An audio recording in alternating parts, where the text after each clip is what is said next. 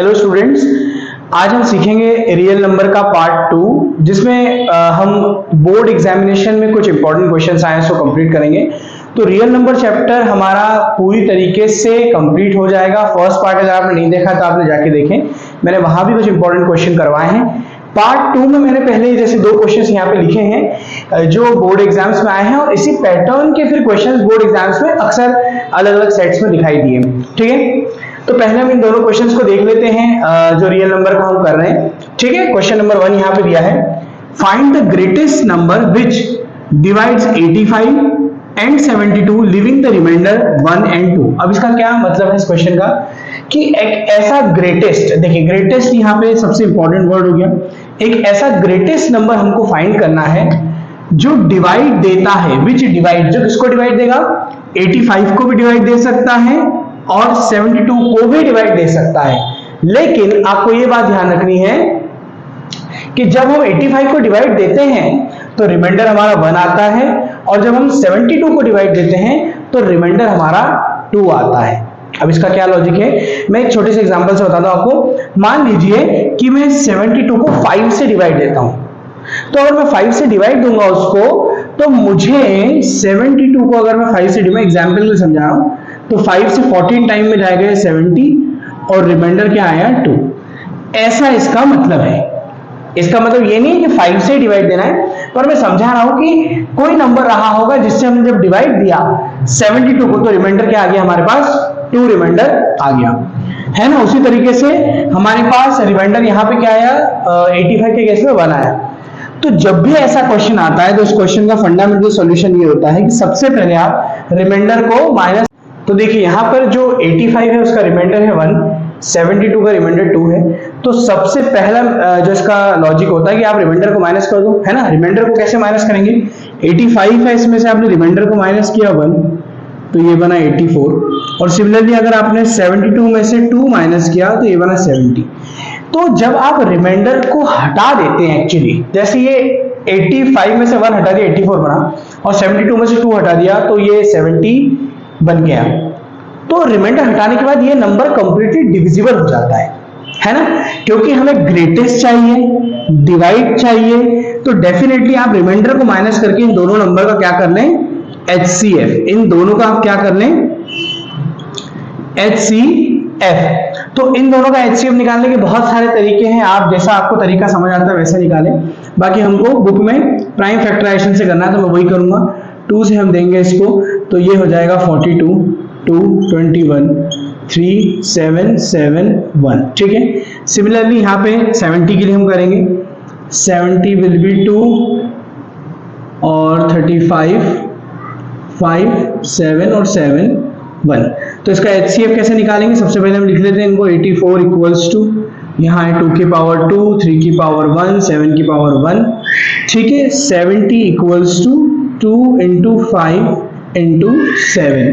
ठीक है, तो अब इनका अगर हमें HCF निकालना है तो हमें सबसे पहले देखना है सबसे लोएस्ट पावर को हम चेक करते हैं, है ना। मैंने बताया था उसमें लोएस्ट पावर आप चेक करें क्या है इनकी लोएस्ट पावर। तो 2 की पावर है 2 है, 2 की पावर 1 है तो 2 की पावर 1 को ले लिया, 3 की पावर यहाँ 1 है, यहाँ पे कुछ नहीं है तो हमने क्या ले लिया, 3 की पावर 0। अगर नहीं अवेलेबल है तो 0 ले लेते, जस्ट टू अंडरस्टैंडिंग के लिए। तो 3 की पावर 0 को हम ले लेंगे, छोटी पावर हमको लेनी है। ठीक है, 5 की पावर यहाँ 1 है, यहाँ कुछ नहीं है तो 5 की पावर यहाँ पे ले ली 0, और 7 की पावर दोनों 1 है। तो आप देखेंगे ये हो गया 2, ये 1, ये भी 1 और इंटू 7, तो फाइनली 14 हमारा आंसर हो गया। तो हमारा आंसर वो 14 रहेगा। 14 एक ऐसा नंबर है जो 85 को भी डिवाइड दे सकता है, 72 को भी दे सकता है, तो रिमाइंडर क्या रहेगा, 1 एंड 2। आई होप आपको ये बात समझ आ गई होगी कि रिमाइंडर का कॉन्सेप्ट अगर आता है तो हमें क्या करना होता है, रिमाइंडर माइनस करो, उसका HCF निकालो। ठीक है, अब नेक्स्ट क्वेश्चन देखिए। नेक्स्ट क्वेश्चन में आपको क्या करना है, आप एक बार ट्राई करके देखिए, फिर मैं आपको समझाता हूँ। ठीक है, यहाँ पर इन्होंने कहा है कि इनके पास 3 बैल हैं, ठीक है, 3 घंटियां हैं जो अलग अलग समय पे बजती है। ठीक है, 3 घंटियां हैं जो अलग अलग समय पे बजती है। एक है जो हर 6 मिनट में बज जाती है, दूसरी है जो हर 8 मिनट पे बजती है, और तीसरी है जो हर 12 मिनट पे बजती है। अब इसका क्या मतलब है, मान लीजिए कि आपका एक ऑफिस है, ऑफिस में 3 बेल दी गई है, और ऑफिस में 3 बैल है, वो पहली बैल जो है वो हर 6 मिनट पे बज जाती है, जब उसको बजाना स्टार्ट करते हैं तो उसके बाद हर 6 मिनट पे वो कंटिन्यू बजती है, दूसरी हर 8 मिनट पे बजती है, तीसरी हर 12 मिनट पे बजती है। तो शुरू में जब हमने स्विच ऑन किया तो पहली बार में तो वो तीनों बैल एक साथ बज गई, तीनों एक साथ बज गई। अब क्योंकि पहली बार में तो वो तीनों एक साथ बज गई, बट उनके तीनों के टाइम इंटरवल तो अलग अलग है, क्योंकि उनके टाइम इंटरवल अलग अलग हैं तो अब वो एक साथ कब बजेंगी नेक्स्ट, क्योंकि ये तो हर 6 मिनट पे फिर बज रही है, ये हर 8 मिनट पे फिर से बज रही है, ये हर 12 मिनट पे फिर से बज रही है। तो ऐसे केस में नेक्स्ट टाइम ऐसा कब होगा जब तीनों वापस साथ में बजेंगी, ठीक है, क्योंकि ये 6 मिनट पे बजती है, 8वें और 12वें मिनट में, तो हमें तीनों को टुगेदर फिर से बजाना है। कितनी देर बाद? आधे घंटे बाद फिर से बजेंगी, 1 घंटे बाद बजेंगी, 2 घंटे बाद बजेंगी, कब बजेंगी? तो देखिए, मान लीजिए पहली बेल 6 मिनट में बजती है, तो ये पहली बार तो 7 में बज गई। अब क्या होगा इसके साथ? 6 दूनी 12 मिनट पे दूसरी बार बजेगी, फिर ये 18 मिनट पे बजेगी, फिर ये 24 मिनट पे और ये 30 मिनट पे, ठीक है। ये मैं एक पैटर्न बता रहा हूं, ऐसा हो रहा है। फिर दूसरी जो बेल है उसके साथ क्या आ रहा है? 8 मिनट पे बजी, फिर ये 16 मिनट पे, फिर ये 24 मिनट पे, फिर ये 32 और ये 40 मिनट पे। बात तो सही है, ठीक है। और फिर ये 12 मिनट, ये 24 मिनट, 36 मिनट पे, 48 पे और 60 मिनट पे। तो हमने ये देखा कि इस तरीके से बेल्स बज रही है। तो यहाँ पे कहीं भी कोई कॉमन नंबर आ रहा है क्या? नहीं।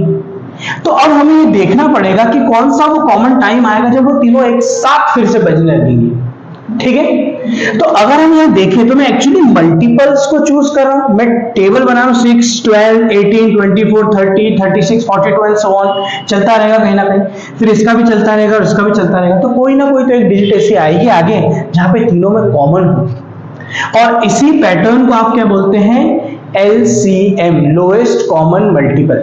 अच्छा, ये सारे नंबर्स टेबल में आ रहे हैं तो ये मल्टीपल हुए।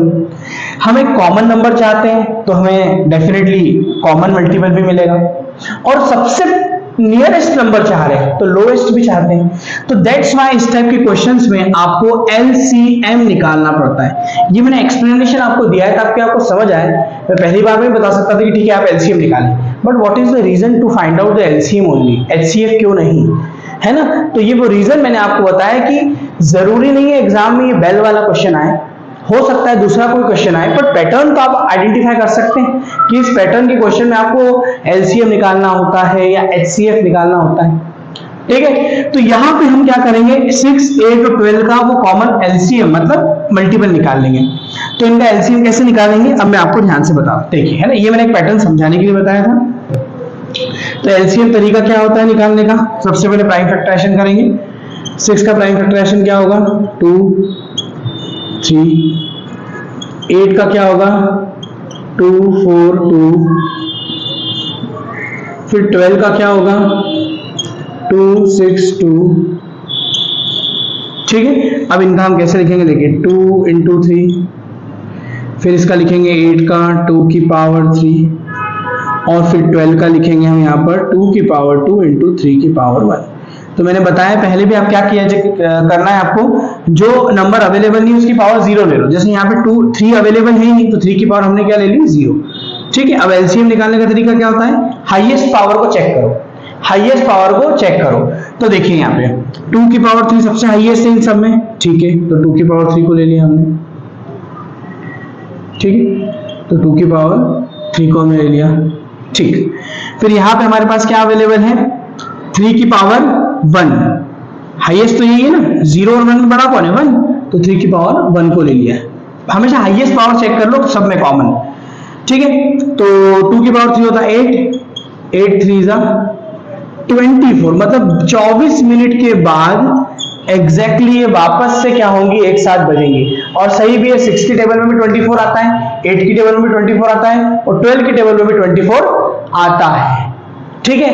तीनों की टेबल में 24 आता है, तो 24 मिनट्स बाद ये अगेन वापस साथ में बजेंगी। शुरुआत में पहली बार बजने के बाद 24 मिनट बाद साथ में बजेंगी, और फिर आगे कोई कॉमन नंबर बने, ठीक है। तो इस तरह के क्वेश्चन में आपको LCM फाइंड आउट करना पड़ता है। आई होप आपको समझ आएगा कि इसमें LCM क्यों निकालना, ठीक है। अब मैं एक और पैटर्न आपको बता रहा हूं जो MCQ में अक्सर बोर्ड एग्जाम में पूछा जाता है, और उसके एक दो क्वेश्चन हम करेंगे, then the video will be finished and the entire chapter will be completed. ठीक है, तो आप देखिए आप ध्यान से।